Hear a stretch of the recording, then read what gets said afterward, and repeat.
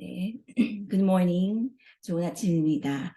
오늘도 하나님께서 함께 동행하심을 경험하는 그런 귀한 하루가 되시기를 소망합니다. 오늘 본문 말씀 사무엘상 10장 1절에서 16절 말씀을 봉독하겠습니다. 이에 사무엘이 기름병을 가져다가 사울의 머리에 붓고 입맞추며 이르되 여호와께서 내게 기름을 부으사 그의 기업의 지도자로 삼지 아니하셨느냐.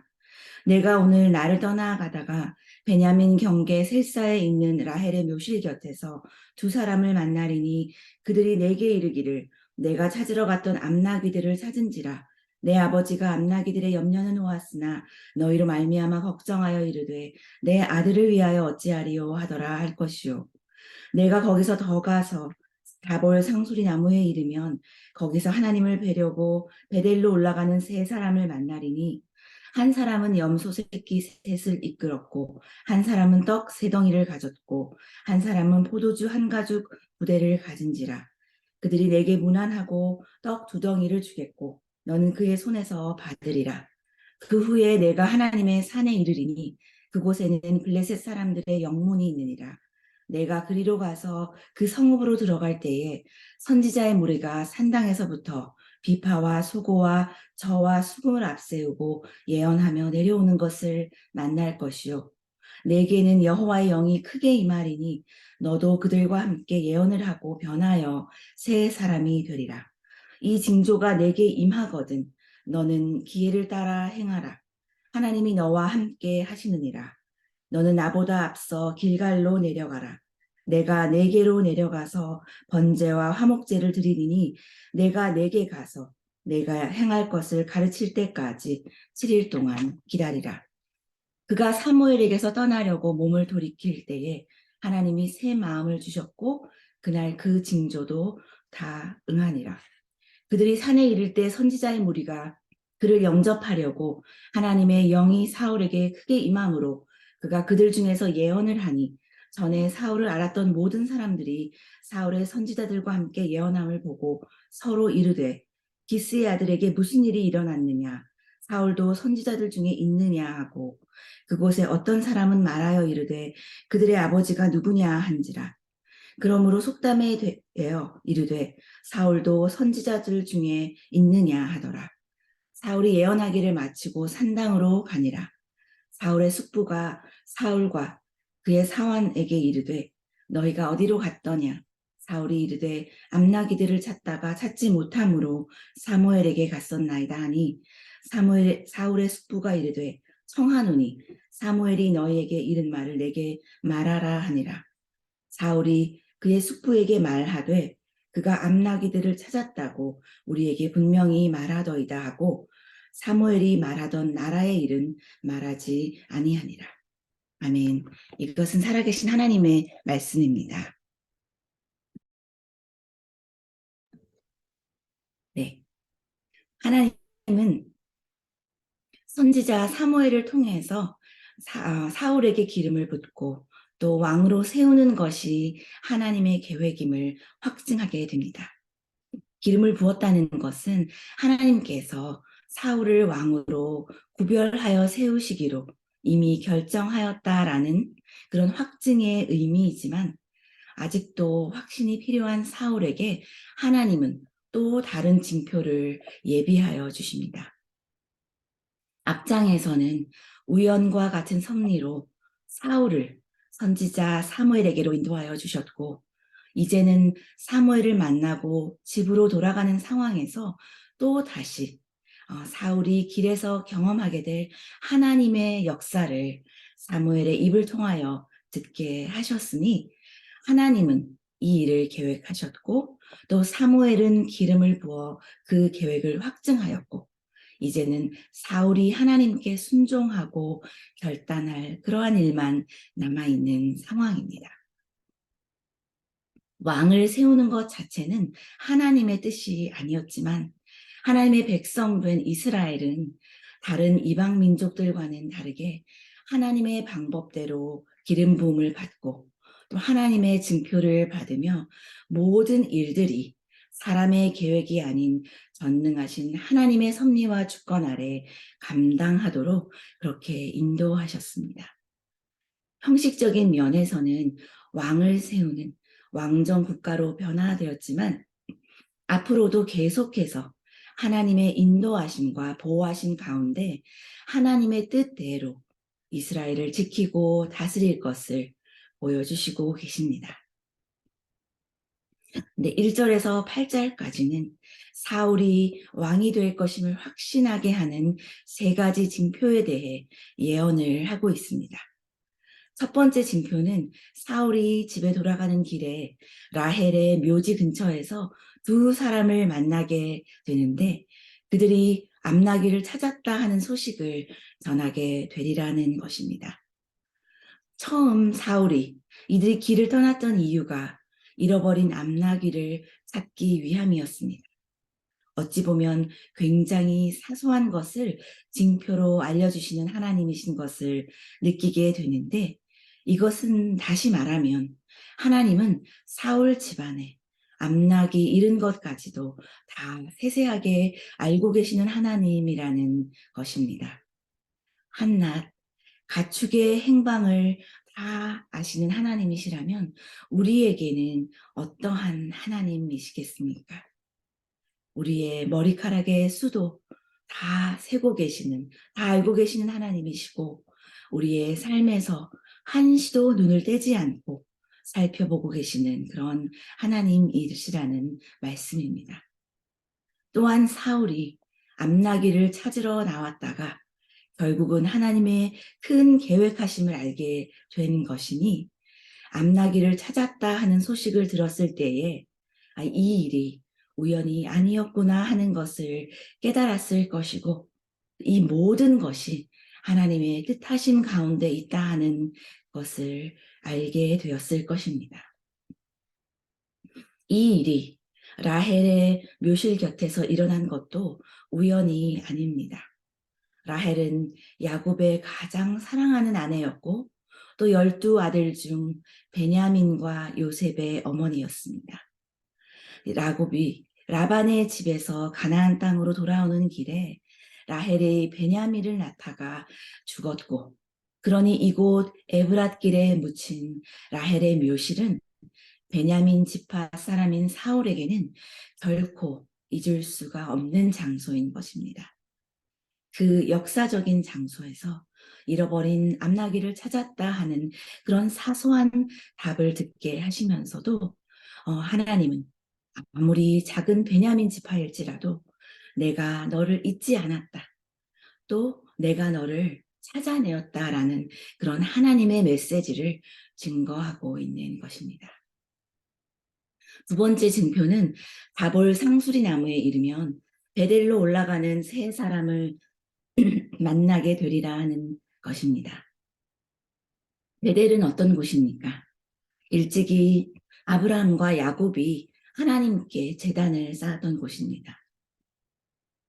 특히 야곱이 하나님 앞에 엎드려지며 통에 자복하며 기도의 제단, 예배의 제단을 쌓았던 곳입니다. 거기에 세 사람이 염소 새끼 셋을 이끌고 베델로 올라간다는 것은 예배를 드리기 위하여 번제물을 가지고 오르는 그런 모습인 것입니다.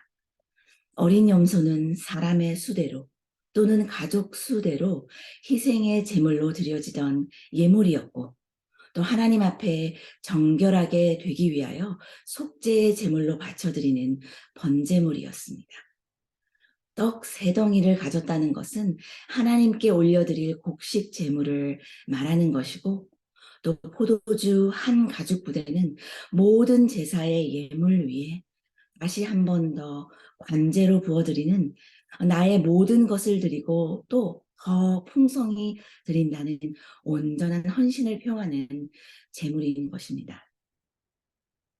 사도 바울도 빌립보서 2장에서 만일 너희 믿음의 제물과 봉사 위에 내가 나를 관제로 드릴지라도 나는 기뻐하고 너희 무리와 함께 기뻐하리니 하는 고백을 드렸습니다. 복음을 위하여 많은 사람의 희생과 봉사가 드려진 그 위에 바울 자신도 온전한 제물로 다시 한 번 더 관제로 부어드리는 제물로 마지막까지 헌신하고 드려질 것이다 하는 그런 바울의 헌신의 고백이었던 것입니다. 관제로 드려지기까지 하나님께 헌신하는 그런 바울의 고백과 같이 온전히 하나님을 예배하고 섬기겠다는 그런 믿음의 헌신을 베델로 올라가는 이 세 사람들을 통해 보게 하신 것입니다. 그들이 그 희생 제물 가운데서 또한 사물에게 문안하며 떡 두 덩이를 나눈 것은 또 사울이 하나님의 계획 아래 이스라엘의 그 통치하는 왕이 될 것임을 보여주는 그런 의미가 될 것입니다. 이스라엘 사람들에게 성지로 여겨지는 베델, 그 베델로 올라가는 세 사람을 만나게 하신 것은 하나님 앞에 예배가 얼마나 중요한 것인지, 그가 이스라엘의 왕으로 다시 온전한 예배 가운데 하나님 앞에 바로 서야 할 그러할 이유를 깨닫게 하셨을 것입니다. 네, 세 번째는 이 두 중표 후에 하나님의 산에 이르게 될 것이라 말하고 있습니다. 하나님의 산에 이르게 될 때에 그곳에서 예언하는 선지자의 무리를 만날 것이라 하는 징표입니다. 사울의 시대는 사사가 통치하던 그런 마지막 시대였고, 영적으로는 각자의 소견에 따라 행하는 그런 암흑기였지만, 암담한 그런 사사의 시대에도 영적인 회복을 소망하고 간구하는 무리들이 있었다는 것입니다. 그들이 함께 모여 기도하며 여러 가지 악기로 찬양을 하며 예배의 처소에서 내려오는 것을 보았는데, 그들과 함께하던 그 여호와의 영이 사울에게도 임하는 것을 경험하게 되리라 하는 것입니다. 한 나라의 왕이 된다는 것이 보통 일이 아니지 않습니까? 그것도 하나님의 백성된 이스라엘을 다스리는 왕이라면 왕으로 세워지기 전에 스스로 하나님 앞에서 영적인 회복이 일어나야 할 것이고, 하나님의 임재 안에 그 충만하게 거하게 될 때에 하나님이 보시기에도 준비된 그런 왕이 되지 않겠습니까? 사울을 위하여 이 모든 것을 예언하신 대로 여호와의 영이 크게 임하여서 사울도 그와 함께 예언을 하게 되었고, 그러한 경험을 통하여서 그 마음 가운데도 그 심령 가운데서도 영적인 회복을 경험하는 그러한 시간이 되었을 것입니다. 그러나 이 모든 징표는 이제 사울의 순종을 요구하고 있다는 것을 7절에 말씀하고 계십니다. 이 징조가 내게 임하거든 너는 기회를 따라 행하라. 하나님이 너와 함께 하시느니라. 이 세 가지의 징조는 우연히 일어나는 일이 아니라는 것입니다. 그리고 그 기회는 반복적으로 주어지는 것이 아니라는 것입니다.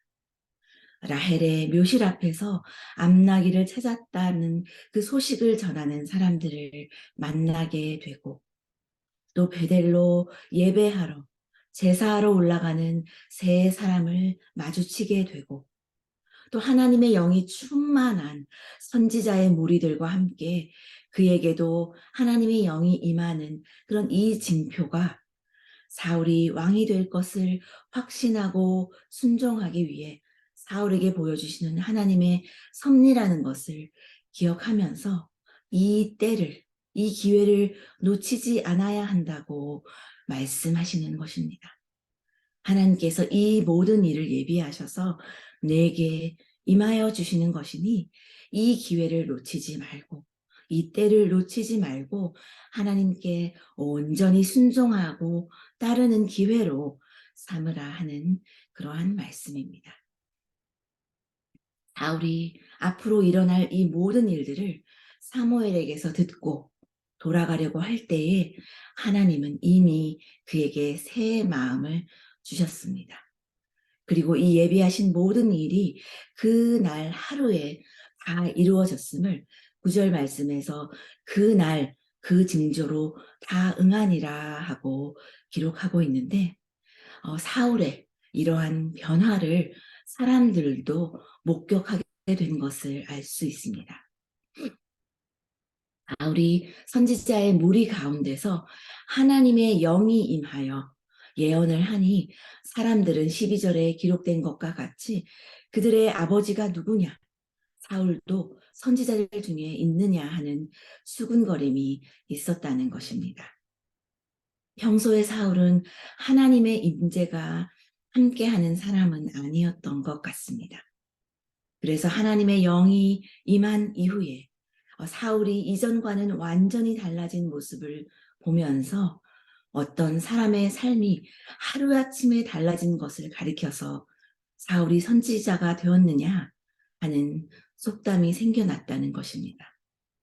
의역을 하면 이전과는 완전히 달라진 행동을 하는 사람에게 저 사람도 선지자가 되었나 하는 말로 평범한 그 사람의 지나지 않던 사울에게 그 놀라움과 의문을 표현하고 있는 것입니다. 암나귀를 찾으러 나갔다가 하나님께서 주신 소명을 확인하고 돌아오게 된 사울은 숯불을 마주하게 됩니다. 그날 하루 안에 무슨 일이 있었는지 알리가 만무한 숯불은 어디를 갔다 온 것이냐 하고 물었고 사무엘을 만나고 왔다고 말하였지만 왕으로 세움받은 것에 대하여서는 또 그리고 돌아오는 길에 경험한 하나님이 예비하신 모든 징표에 대해서는 함구합니다. 하나님의 영이 충만하게 임한 것을 경험한 사울은 겸손함과 신중함을 보여주고 있습니다. 하나님의 예언이 다 성취되어지는 것을 보면서 왕으로 온전히 세워질 때까지 말을 아끼며 겸손한 자세로 임하는 사울을 보게 됩니다. 결론적으로 백성들이 왕을 세워달라 요청하며 또 왕을 세우는 과정에서 중요하게 여겼던 것은 겉으로 드러나 보이는 외모와 능력이었습니다. 그들이 왕을 세우려는 목적 자체가 처음부터 세상적이고 인간적인 이유였기 때문입니다. 하지만 하나님께서 세우시고 하나님께서 사용하시기 원하는 사람은 외적인 능력이나 일시적인 행실이 아니라 그 중심에 하나님을 잃지 않고 사랑하는 사람입니다.